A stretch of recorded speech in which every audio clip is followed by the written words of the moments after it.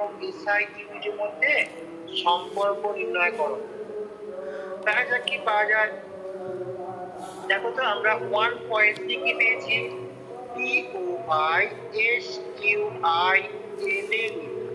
1.3 সমান দেখো 1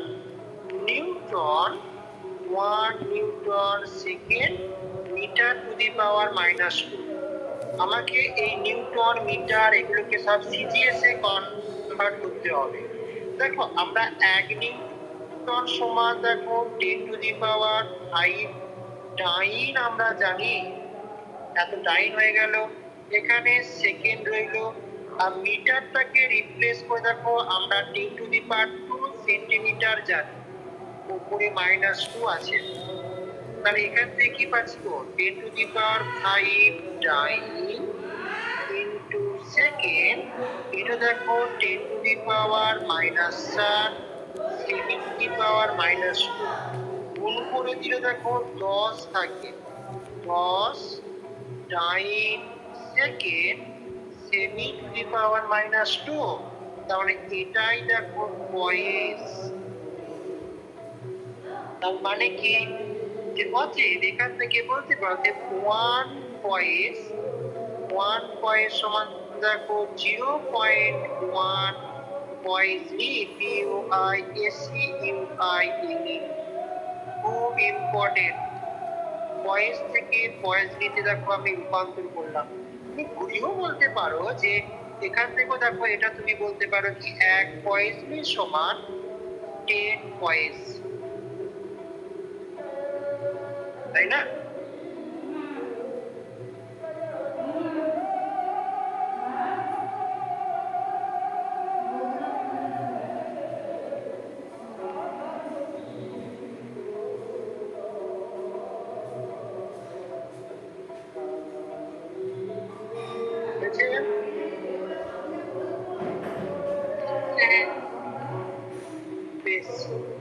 এই হলো দেখো যে ভিসকোসিটি কোএফিসিয়েন্ট কাকে বলে, তার একক কি, মাত্রা কি, দেখো সবকিছু বলে দাও।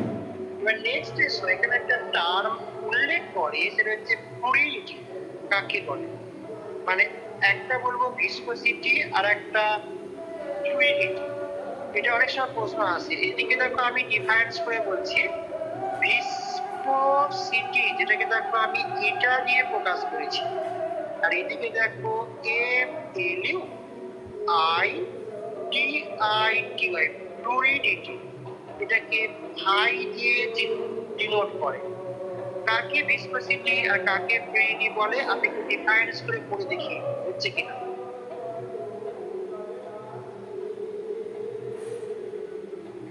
দেখো ভিসকোসিটি মানে অ্যাকচুয়ালি কি দাঁড়াচ্ছে, এটা দেখো একটা ফ্লুইড বা লিকুইডের প্রপার্টি যে ফ্লোটাকে বাধা দেয়, তাই তো? তাহলে বলতে পারি দেখি it is a property of fluid which resist, বাধা দিচ্ছে, resist resist the ফ্লোটাকে বাধা দেয়। কিন্তু ফ্লুইডের মানে হচ্ছে এ মেজার করে কি, এটা একটা ফ্লুইডের প্রপার্টি, এ মেজার করে একটা টেন্ডেন্সিকে, মানে টেন্ডেন্সি অফ জাস্ট এর অপোজিটটা। মানে কি, it is also a property, আরো property of it which measure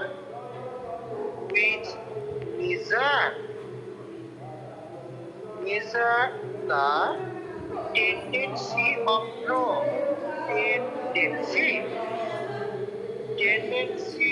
of flow কে মেজার করে, tendency of flow FLOW, tendency of flow মানে রেসিপ্রোকাল হয়ে গেল। তার মানে কি, যে ফ্লুইডটা হচ্ছে দেখো যে ভিসকোসিটির অনন্য, এ বাধা দিচ্ছে, এ মাপ মানে কত ফাস্ট ফ্লো করতে পারে সেটাকে এ মাপছে। তার মানে এখান থেকে বলতে পারি so fluidity, F-L-U-I-D-I-T-Y. Fluidity is the reciprocal, R-E-C-I-P-R-O-C, reciprocal of viscosity. তার মানে কি, অর্থাৎ হাই হচ্ছে দেখো 1/η। ওকে, বলে বলবে।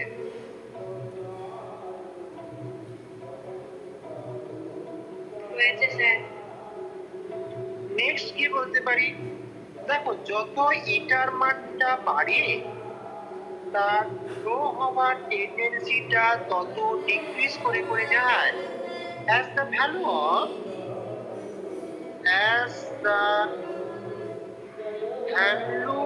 of eta, এটা increases, যত ইটার মান ইনক্রিজ করে the flowing tendency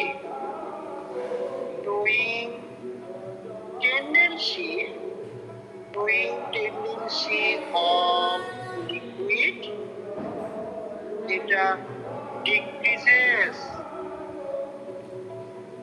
ডিক্রিজ করে। কিন্তু এদিকে কি হবে, যত ফাইয়ের মানটা দেখো ইনক্রিজ করবে তার ফ্লোয়িং টেন্ডেন্সি তত ইনক্রিজ করবে। তাহলে এটা কি দেখো বলতে পারি, আমি এখানে কপি করলাম, করে দেখো as the value of I, এটা 5, as the value of I increases the flowing tendency of liquid, এটা দেখো ইনক্রিজ করে, increases, আর এইটা 0 decreases, mainly এই হচ্ছে basic difference between viscosity and fluidity।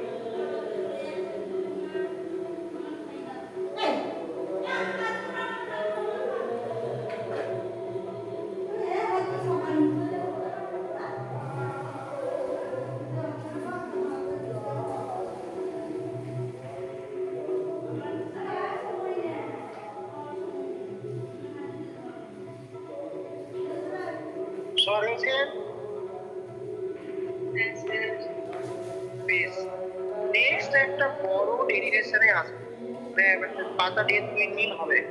এটা হচ্ছে যে যখন কোনো একটা টিউব বা পাইপের মধ্য দিয়ে কোনো একটা লিকুইড ফ্লো করে তখন রেট অফ ফ্লোটা কি করে মাপবো। রেট অফ ফ্লো মানে কি, যে একক সময়ে কত আয়তন লিকুইড ওই পাইপের মধ্য দিয়ে ফ্লো করছে, সেটা কোন কোন ফ্যাক্টরের উপর ডিপেন্ড করবে সেইটা আমরা কিভাবে জানবো।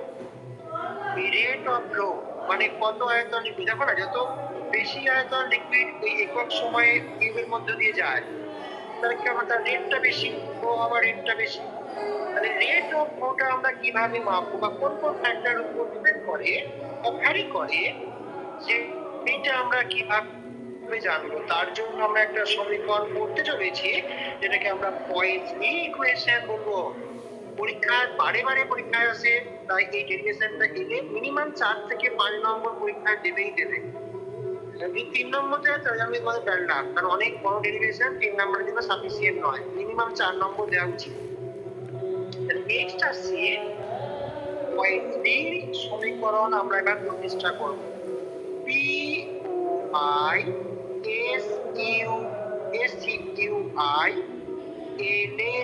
Poiseuille's equation. পয়েজনি ইকুয়েশন এটা আমরা কেন করছি যে এই যে রেট অফ ফ্লো কোন কোন ফ্যাক্টরের উপর ডিপেন্ডেন্ট সেটা এখানে দেখতে পারি। যে ফ্রম হিয়ার উই নো, যে from here we know it how the rate of flow, যেটাকে আমরা দেখো dV/dt বললাম, মানে কত আয়তন লিকুইড একক সময়ে পাস করলো বা ফ্লো হলো, এটা কি rate of flow. Rate of reaction কি, যে একক সময়ে কতটা রিঅ্যাকশন বা রিঅ্যাক্ট্যান্ট খরচ হলো বা প্রয়োগ করলো। ফ্লো হওয়ার রেট কি, যে একক সময়ে কত আয়তন লিকুইড বা ফ্লুইডটা ফ্লো করছে, সেটাকে আমরা রেট অফ ফ্লো বলবো। তাহলে how the rate of flow depend upon various factors. বিভিন্ন ফ্যাক্টর উপর কিভাবে ডিপেন্ড করে সেটা আমরা এখান থেকে জানতে পারি। তাই এটা আমাকে পড়তেই হবে, কারণ আমাদের প্র্যাকটিক্যাল করবো এখান থেকে। প্রথমে আসি, এই পয়েসলি সমীকরণ ডিরাইভ করার জন্য আমাকে কিছু অ্যাজিউম করে নিতে, ধরে নিতে হয়। সেইগুলো কি কি? প্রথমে এসো অ্যাজাম্পশন গুলো কি কি আছে, মানে পয়েসলি কি কি কনসিডার করেছে। প্রথমে আসি যেটা 1 নম্বর, এই ইকুয়েশনটা মেইনলি ভ্যালিড ল্যামিনার ফ্লো জন্য। দা ইকুয়েশন, এই এখন কি নেটওয়ার্ক ঠিক হয়েছে সবার, না একই ডিস্টার্ব হচ্ছে?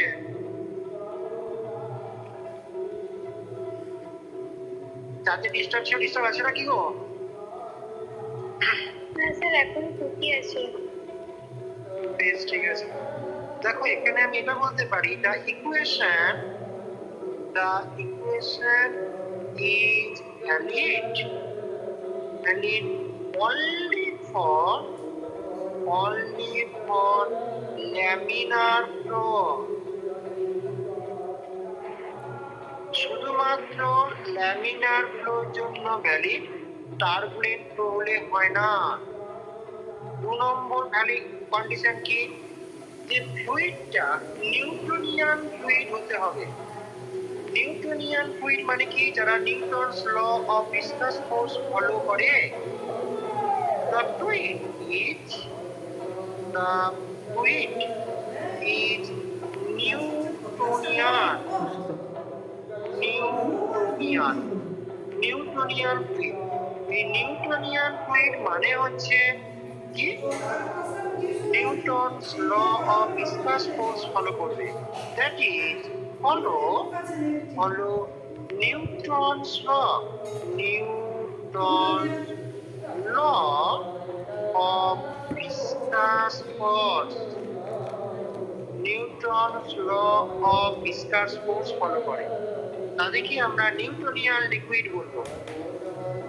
আর 3 নম্বর, এই যে টিউব বরাবর, মানে একটা টিউবের অ্যাক্সিস বরাবর পার্টিকেল লিকুইডের কোনো অ্যাক্সিলারেশন বা ত্বরণ থাকা যাবে না, ঠিক আছে? No acceleration, ACCE LERATION act along the axis of the tube। মানে যে টিউবের মধ্য দিয়ে লিকুইডটা ফ্লো হচ্ছে, তার অ্যাক্সিস বরাবর কোনো অ্যাক্সিলারেশন থাকা যাবে না। আর 4 নম্বর অ্যাজাম্পশন কি, যে ইমিডিয়েট কন্ট্যাক্টে যে লিকুইড লেয়ারটা আছে সেটাকে রেস্টে থাকবে, মানে ফিক্স থাকবে, মানে স্টেশনারি লেয়ার হতে হবে। The liquid layer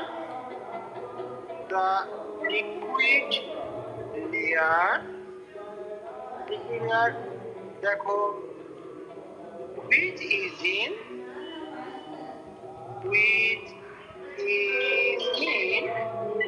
immediate contact,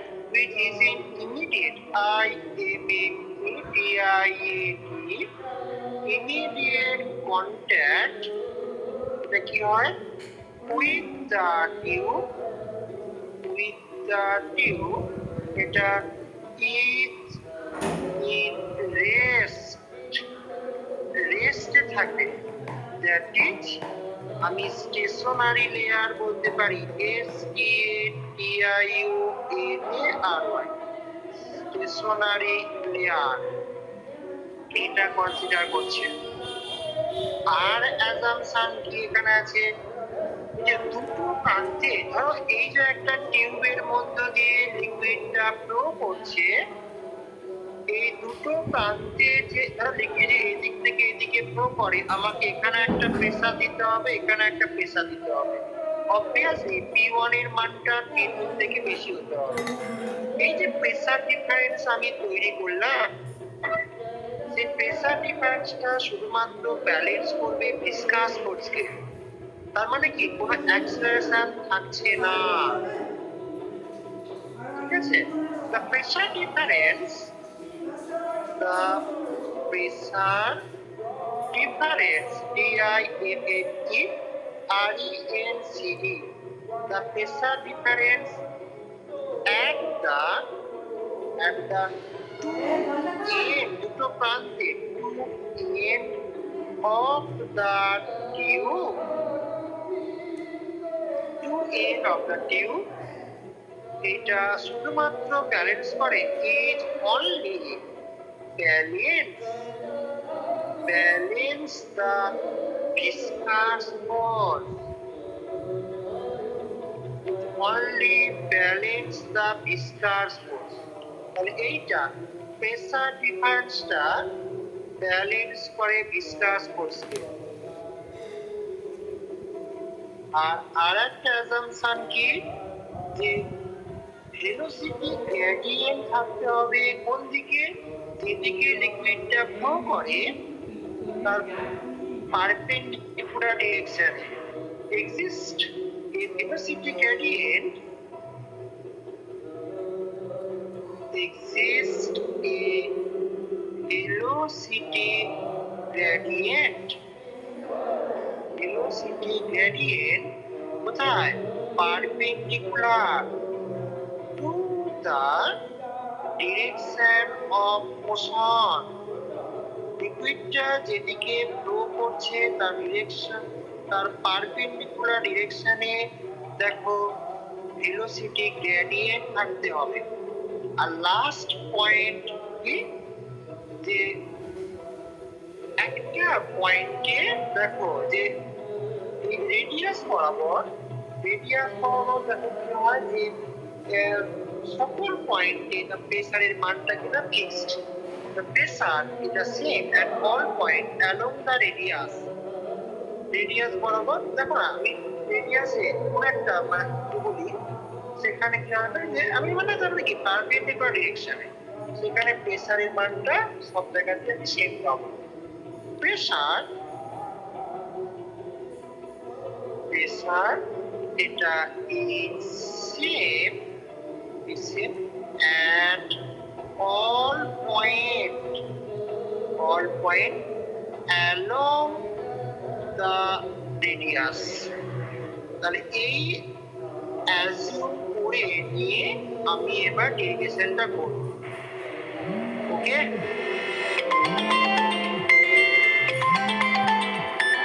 সবাই খুলে বলবে হয়েছে। ডেরিভেশনটা করি নাকি, একটু টাইম লাগবে কিন্তু, করবো তো? হ্যাঁ স্যার, করুন। বেশ ঠিক আছে। দেখো আমি একটা টিউবকে বড় করে দেখাই। দেখো আমি বললাম, আমি ধরো এই যে একটা টিউব বলছি, এটা দেখো একটা টিউবের মধ্যে দিয়ে একটা লিকুইড ফ্লো করছে। আমি এই দিকে একটা প্রান্ত, এদিকেও দেখো একটা প্রান্ত আমি রাখলাম। আমি দেখো এখানে একটা সেন্টার, এইটা বলছি দেখো একটা লিকুইডে দেখো টিউবের সেন্টার, সেখান দিয়ে আমি একটা অ্যাক্সিসকে পাঠিয়ে দিলাম। আমি তারা বলছি যে লিকুইডটা এই দিক থেকে এই দিকে ফ্লো করছে। এদিকে দেখো প্রেসার P1, এদিকে প্রান্তে প্রেসার P2। ওকে, লিকুইডটা এদিক থেকে এদিকে যাচ্ছে। আমি এই টিউবটার লেন্থ দেখো আমি L কনসিডার করলাম, লেন্থ অফ দ্য টিউব। আর এই টিউবটার রেডিয়াস দেখো আমি ক্যাপিটাল R এখানে লিখেছি, রেডিয়াসটা R। ওকে, আমি দুটো ইমিডিয়েট লেয়ার কনসিডার করলাম, যে এই একটা লেয়ার, একটু বড় করে আঁকি। দেখো এই একটা লেয়ার আমি কনসিডার করেছি, আর একটা তার পাশাপাশি আর একটা লেয়ার। দেখো আমি এরকম করে ড্র করি যে এই একটা লেয়ার আমি এটাকে ইয়ে করি, তারা কালো কালো করেছি, যে এই একটা লেয়ার, এই একটা লেয়ার, আর দেখো এই একটা লেয়ার আমি কনসিডার করি, ঠিক আছে?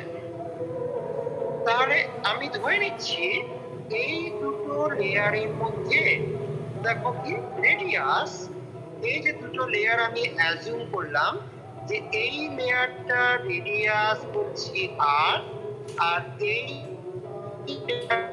রেডিয়াস আর প্লাস ডিআর। ওকে, বলে বলবে, ঠিক আছে? ওকে গো, হ্যাঁ স্যার। বেশ। তাহলে এই লেয়ারটার যদি আমি গতিবেগ ভি বলি, তাহলে এই লেয়ারটার গতিবেগ কত হবে বলতে পারবে? ভি এর থেকে বেশি পাবো না কম পাবো? কেউ বলতে পারবে? তো দেখো সেন্টারের কাছাকাছি যদি লেয়ারের গতিবেগ ভি ধরি, সেন্টার থেকে যত আমি পরিধির দিকে যাচ্ছি গতিবেগের মান কমে কমে যায়। তাহলে এই লেয়ারে তাহলে অবশ্যই গতিবেগ দেখো আমরা ভি মাইনাস করবো, কত হবে? দেখো ভেলোসিটি গ্রেডিয়েন্ট ডিভি বাই আমি ডি আর করলাম, তার সঙ্গে দেখো সেপারেশনটা যেহেতু ডিআর গুণ করে দিলাম, তো ওপর নিচে ডিআর কেটে গিয়ে দেখো ডিভি পড়ে থাকবে। ডিভিটা কি? যে দুটো ইমিডিয়েট লেয়ারের মধ্যে গতিবেগের পার্থক্য কত। ওকে, ওকে তো? তাহলে আমি যে কথাগুলো এখানে বললাম সেটা দেখো আমি একটু কথার আকারে লিখি। দেখো আমি একটা লিকুইড ফ্লো করছি একটা ক্যাপিলারি টিউবের মধ্য দিয়ে, কারণ কি ল্যামিনার ফ্লো হতে হবে। Consider consider a liquid, a liquid is flowing through a capillary tube। আমি ল্যামিনার ফ্লো হওয়ার জন্য দেখো একটা ক্যাপিলারি টিউব কনসিডার করলাম, তাহলে শো দা ফ্লো ইজ, দেখো আমরা ল্যামিনার পাবো, so the flow is laminar. দেখো is flowing through a capillary tube যার রেডিয়াস দেখো ক্যাপিটাল আর এবং লেন্থ দেখো আমি এল কনসিডার করেছি, এল ছোট হাতের এল।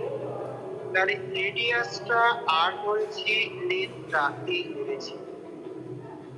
এবার দেখো দুটো প্রান্তে প্রেসার হচ্ছে P1 এবং P2। লেট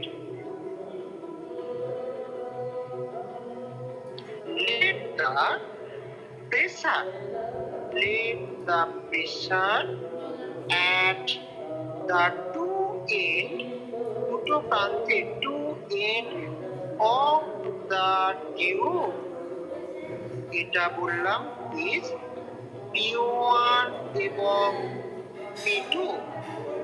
দেখো এখানে P1 এর মানটা বেশি ধরলাম P2 অপেক্ষা, তাই দেখো লিকুইডটা তখন বাদ।